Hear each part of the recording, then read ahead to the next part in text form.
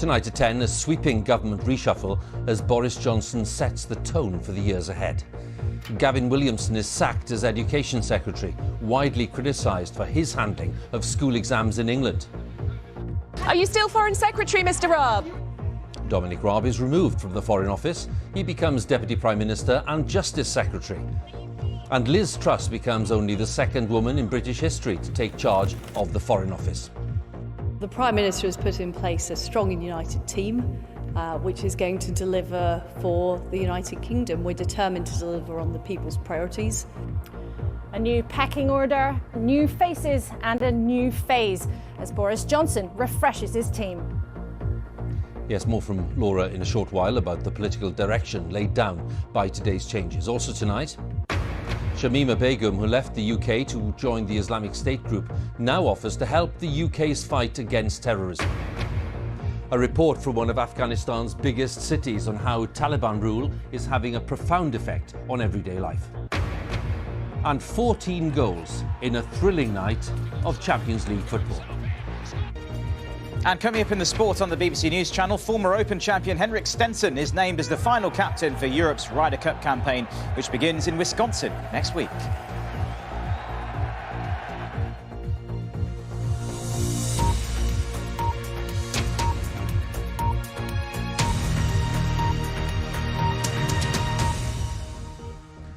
Good evening. Boris Johnson has reshuffled his government, making far more radical changes than many had expected, and set the government's direction with a view to the next election.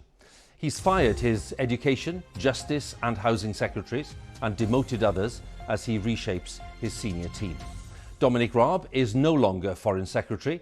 He's Justice Secretary and Deputy Prime Minister, with Liz Truss becoming only the second woman in UK history to hold the post of Foreign Secretary.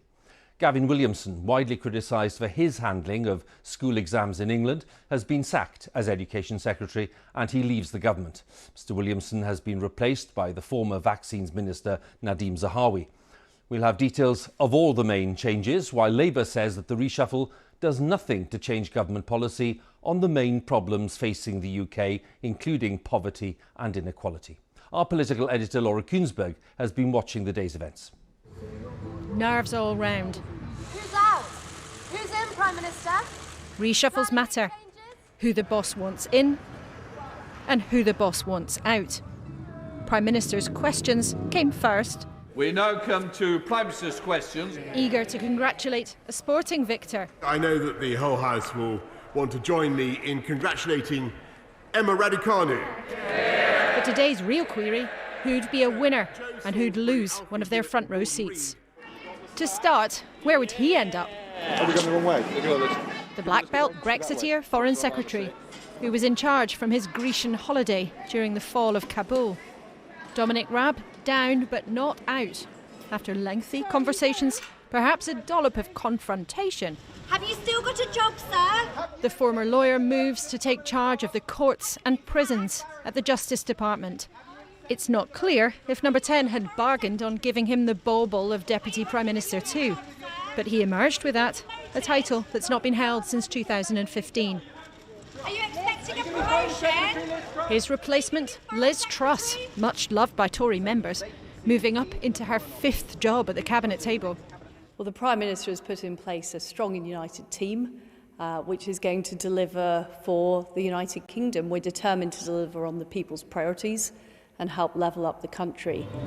But time waits for no minister. For a quartet of the Cabinet, the clock ran down on their time in office. Robert was an unlucky name today. Robert Jenrick from Housing and Robert Buckland from Justice, both out. But spared the shame of a sacking in Downing Street, their own statements on social media sufficed.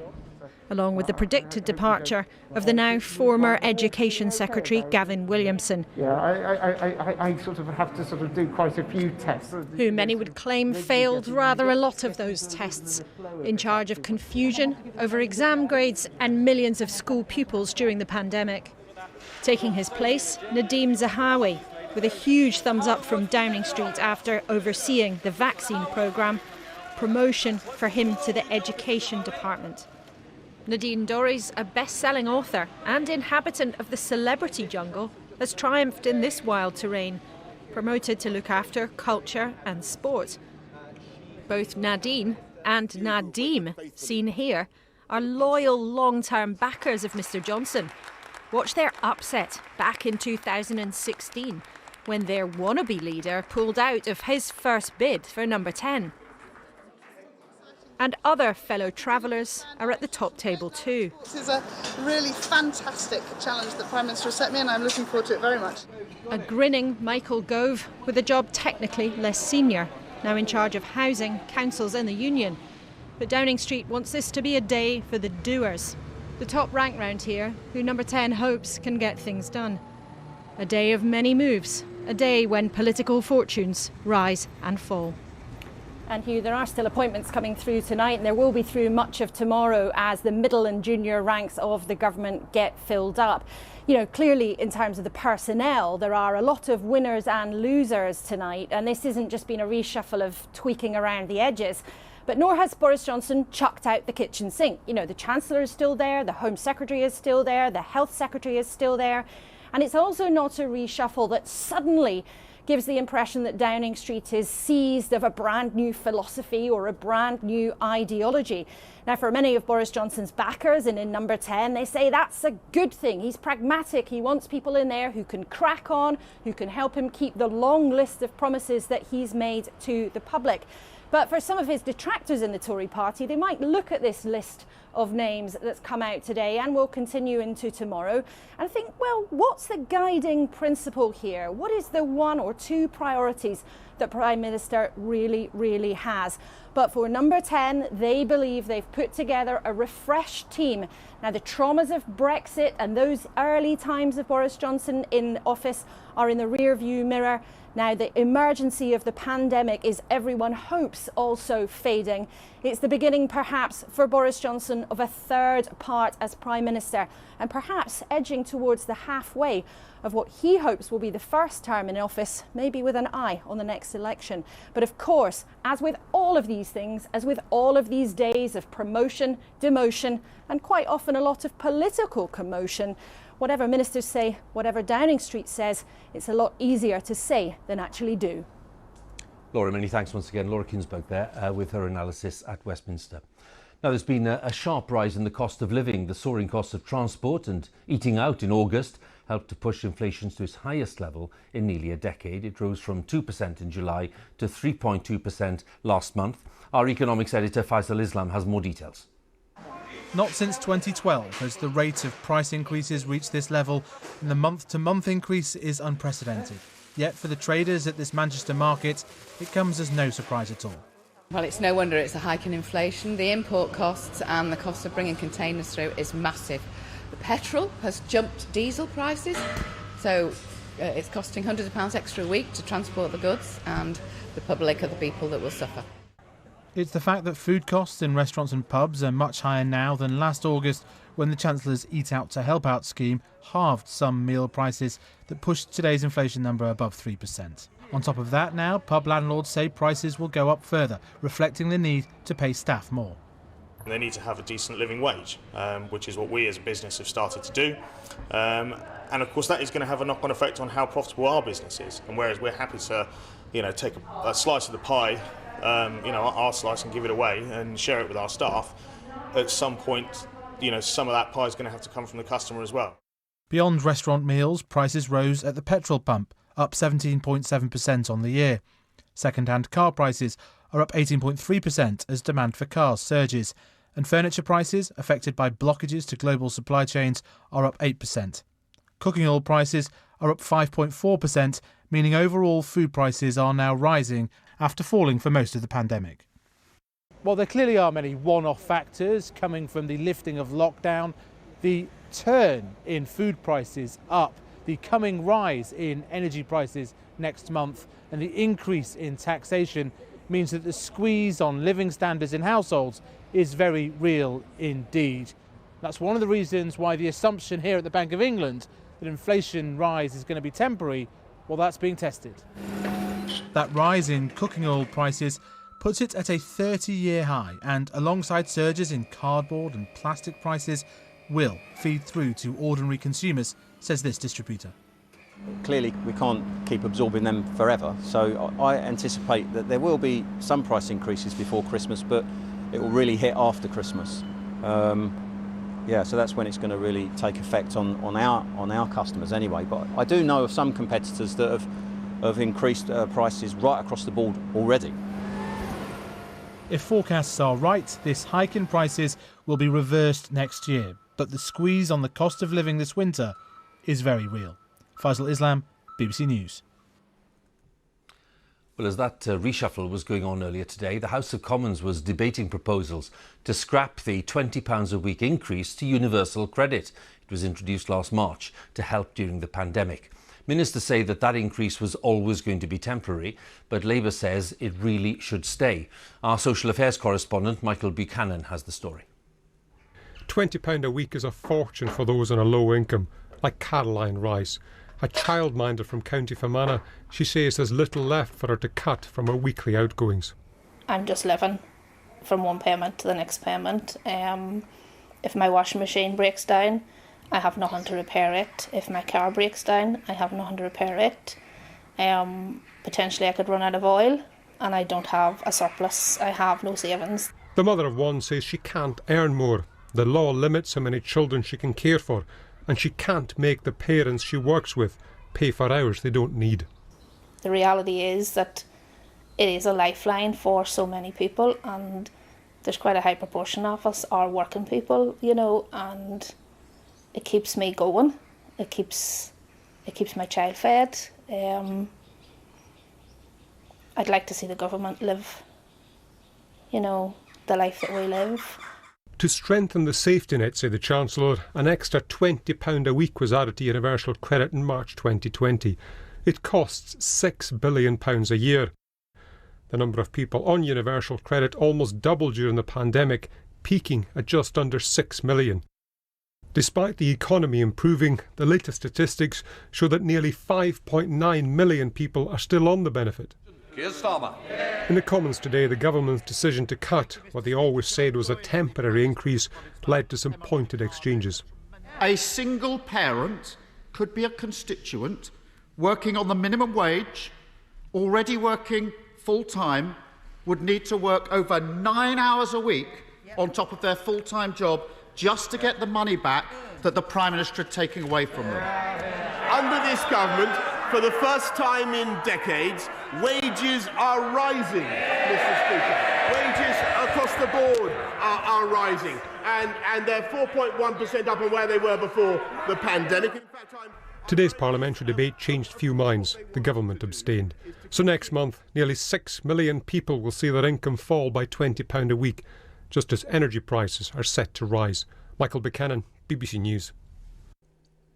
Let's take a look at the latest official figures on the pandemic. They show there were 30,597 new infections recorded in the latest 24-hour period. That means an average of just under 32,000 new cases per day in the past week.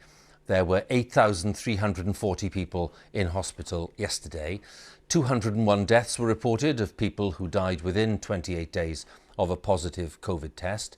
And so the average number of deaths per day in the past week is now 139. Looking at vaccinations, 89.2% of people aged 16 or over in the UK have had their first vaccination, and 81.3% are now double vaccinated. Shamima Begum, who left the UK as a teenager to join the Islamic State group in Syria, has begged to be allowed to return to the UK, insisting that she could help in the fight against terror. The 22-year-old, who's been living in a Syrian refugee camp for the past 2 years since her British citizenship was revoked, claimed that she had been groomed to flee to Syria as an impressionable child. Our Home Affairs correspondent, Daniel Sanford, takes up the story. This was Shamima Begum in February 2019 as she emerged from the collapse of the Islamic State group's brutal rule in Syria. She told BBC News that weekend that she could see justification for the Manchester Arena bombing as retaliation for the deaths of children in IS territory. This is Shamima Begum in her latest BBC interview, her hair uncovered, and asking for forgiveness for joining Islamic State. ISIS ruined people's lives. ISIS ruined my life. my family's life, you know, and I will have to live with that. I mean, when you think back to being part of a group that did commit genocide, that did murder, that did carry out attacks around the world, how does that feel? It makes me sick to my stomach, really. It makes me hate myself. Shamima Begum had left home in East London aged 15 with 2 school friends. They travelled through Turkey to Syria and married Islamic State fighters. At the time, IS were beheading hostages and throwing gay men from high buildings.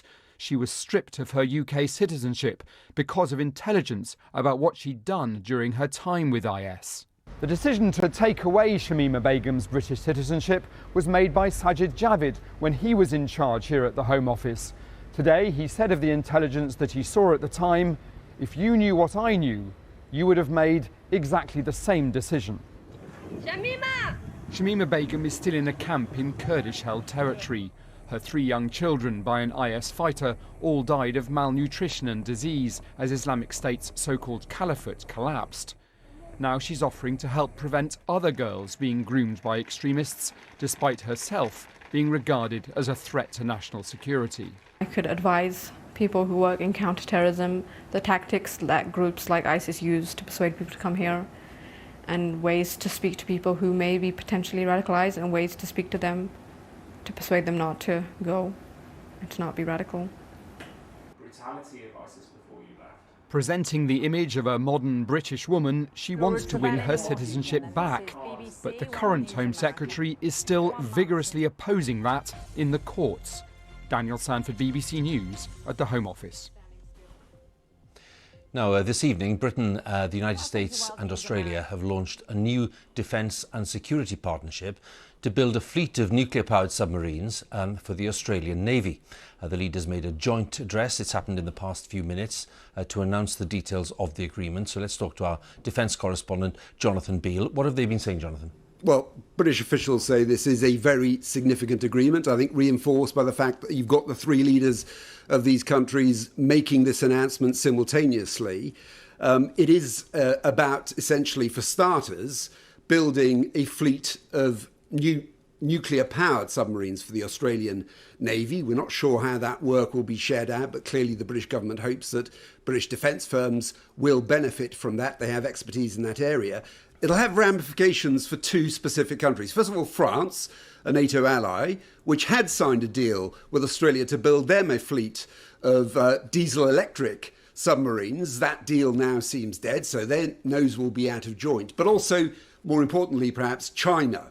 Now, the government here says it's not a response to any one country, but about the security stability of the region. And the fact is that we know, it's no secret, that both Australia, the UK and also the United States are very worried about China's military build-up in the region. I mean, that's one reason why, for example, at the moment, you have a Royal Navy aircraft carrier in the Pacific, HMS Queen Elizabeth, with the task group there. So I think the key here is how will China respond? And you can be pretty sure they will not welcome this. OK, Jonathan, once again, many thanks.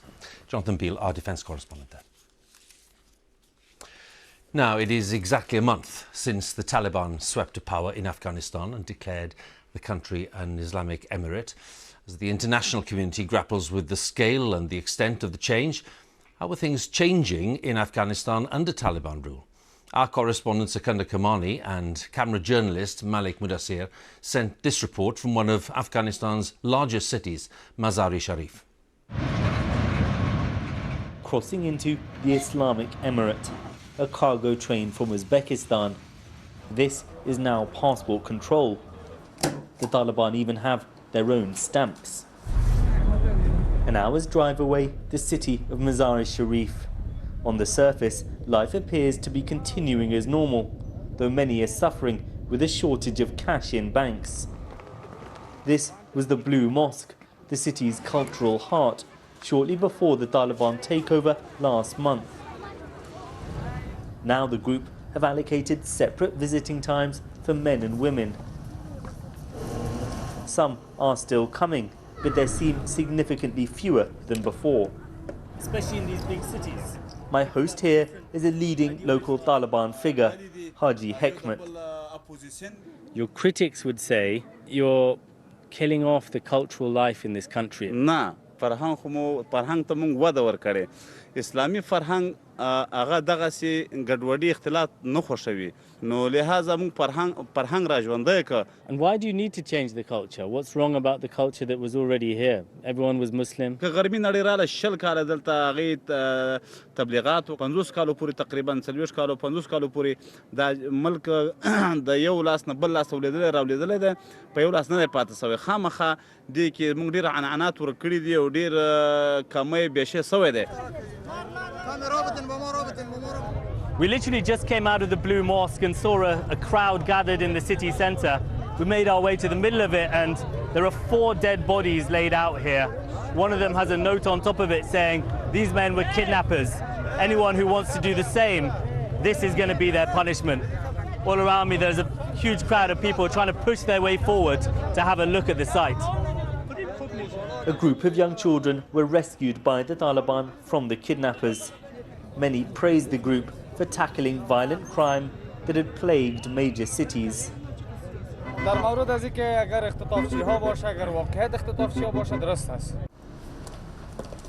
But many others here don't feel safe. Private universities like this one have reopened.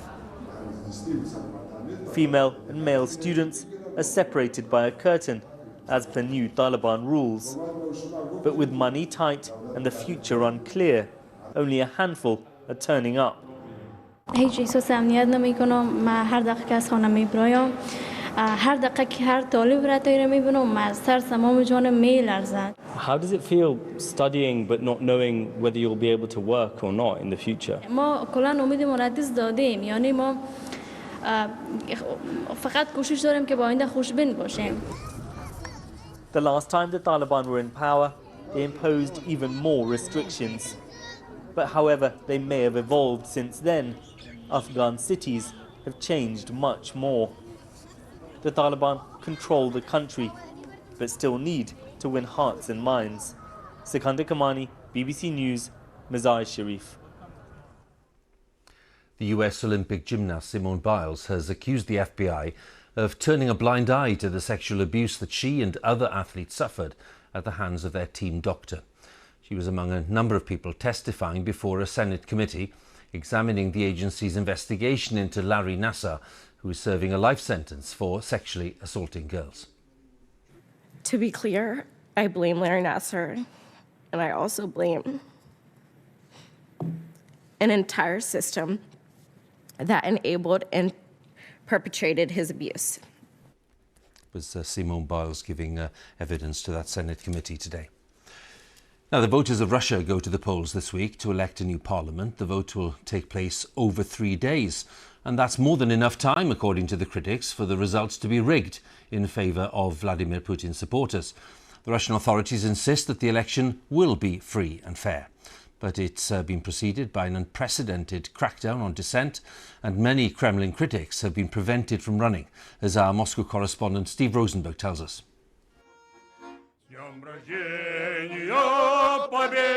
The Veterans Choir of Novosibirsk is gearing up for a special performance. They'll be entertaining voters at polling stations. Elections in Russia are quite a show, but not everyone's invited. Sergei Boyko isn't. The Novosibirsk city councillor and YouTube host wanted to run for parliament, but because of his links to jailed opposition leader Alexei Navalny, under a new law, Sergei's barred from elections for 5 years. Is there any real opposition on the ballot? No. For example, I could not participate, my friends could not participate, any people linked with Alexei Navalny could not participate, so it's not the election. On paper, at least, voters will have a choice. But critics say all the parties on the ballot have been vetted by the Kremlin. Approved opponents, staged managed democracy. As for the Kremlin's fiercest rivals, they're being kept at a distance.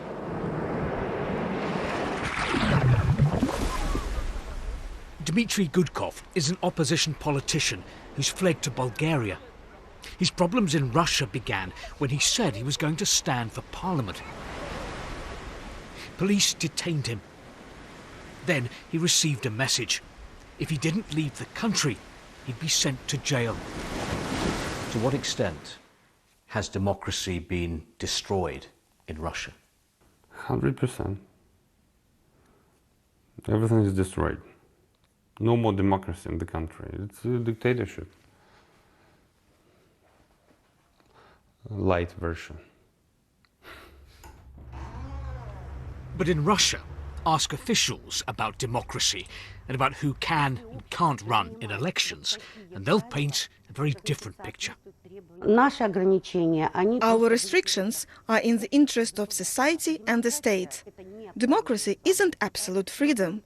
It's about order and procedure. Our elections are absolutely democratic, even more democratic than in other countries. The right to elect and be elected is the basis of democracy. But these elections suggest that in Russia, democracy is in retreat. Steve Rosenberg, BBC News, Novosibirsk. Some football news. It's been a thrilling night in the opening Champions League fixtures for Manchester City and Liverpool. They both won with 14 goals between the two matches, as Natalie Perks tells us. The Liverpool faithful finally back for European nights at Anfield. Absence certainly makes the heart grow fonder. AC Milan have had an absence of their own though, 7 years out of the Champions League till now, but it looked like it was going to be a baptism of fire with an early own goal. It could have got worse, but Mo Salah missed a chance to double Liverpool's lead. And it's saved. And it was a let-off that let Milan back in the game. And it goes now to Rebic, and they've equalised. With Klopp left scratching his head, Liverpool's dominance soon gave way to downright sloppiness. But it's going to be put in by Diaz. A half-time pep talk was needed. It clearly worked. First Salah, then Jordan Henderson to complete another memorable comeback against Milan. 3-2, the final score. Manchester City came so close to landing the trophy its owners covet the most last season, and Nathan Ake got them off to a dream start against Leipzig. Massive moment. But the game caught fire, and at 3-2, Jack Grealish showed just why City paid a record fee for him. A hat-trick for Leipzig. Nkunku made it 4-3, but late goals for Cancelo and Jesus made it 6-3 City on a captivating night in the Champions League. Natalie Perks, BBC News. And that's it for now. Here on BBC One, it's time for the news where you are. Have a good night.